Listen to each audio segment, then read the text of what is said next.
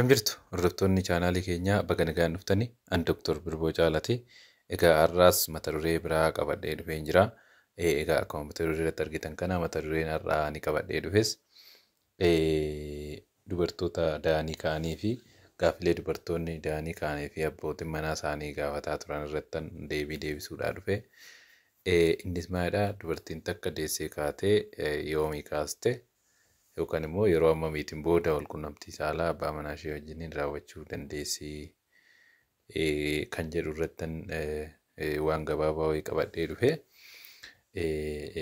Kanaaf isinis hanga dhumaatti nu wajjin tura. Warri chaanaalii kiyyaa haaraa taatan immoo YouTube chaanaalii kiyya subscribe gochuudhaan barnoota kana booda waa'ee fayyaa irratti nuti dabarsinu akka isin bira ga'u taasisa.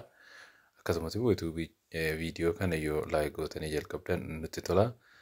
Kallattumaan gara mata duree guyyaa har'aa qabadhee dhufeettan isin ceessa.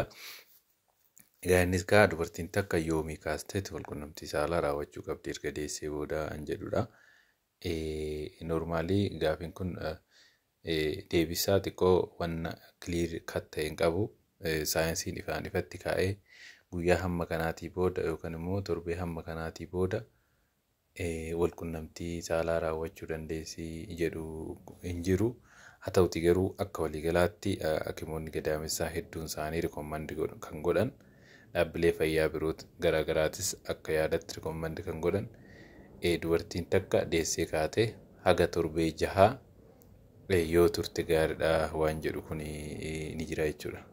Haga torbee 6 jechuun ji'a 1 fi torban 2 haga guututti yoo walqunnamtii saalaa raawwachuu baatte gaariidha yaada jedhu hin jira. Innis gaa sababoota garaagaraatii fi tokkoffaa dubartiin takka karaa jalqabaa deesse san dhiigni illee ni jiraata. Dhiigni xiqqaadhaan giddu galeessaa jiraachuu danda'a. Lammaffaa loochaan jedhamu dhangala'aan karaa qaama saalaa bahu tishuun gadaamessaa maal kun bifa dhangala'aatiin kan bahullee ni jira. Inni biraan carraan infekshinii gadaamessaatiif saaxilamuutu irree guddaadha jechuudha. Dubartiin takka walqunnamtii saalaa dursitee yoo walqunnamtii saalaa raawwatte carraan infekshinii gadaamessaatiif saaxilamuu dubartii sanii guddaadha jechuudha. Inni biraan qaamni saalaa dubaraa da'iinsan booda keessattuu warreen ciniinsuudhaan dahan irratti qaamni saalaa dubaraa miidhamuu danda'a, baqaquu danda'a, episiotomiin hojjetamuu fi danda'a yeroo dahansan jechuudha.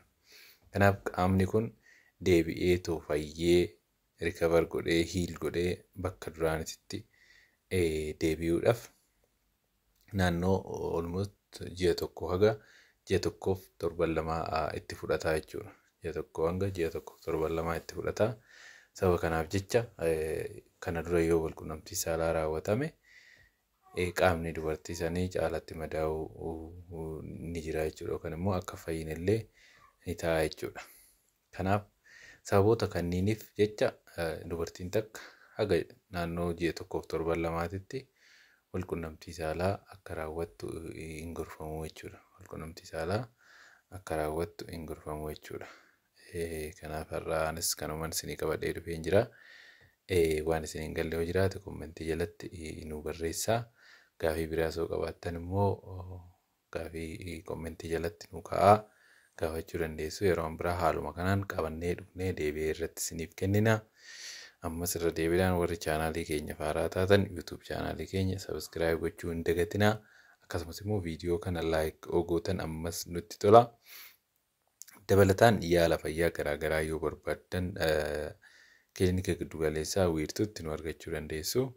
Kilinikni kun kan inni argamus magaalaa Sabbataa aanaa Moglee naannoo dhaaba taaksii Finfinneetiin duuban gara lixaatitti gamoo abbaa darbii 4 irratti argamna.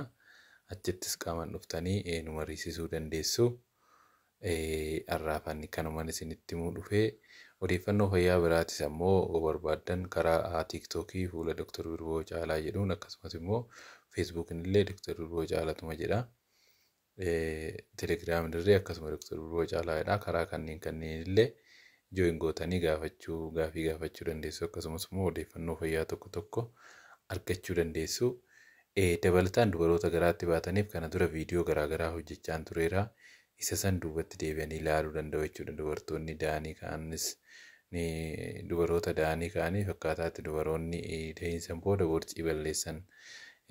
Da'iinsan dura immoo of eeggannoowwan dubartiin takka yeroo ulfaa jalqabaa hanga dhumaatti guyyaa ulfa taatee kaastee hanga gaafa deessusitti of eeggannoo dubartiin ulfaata akka godhuu qabdu.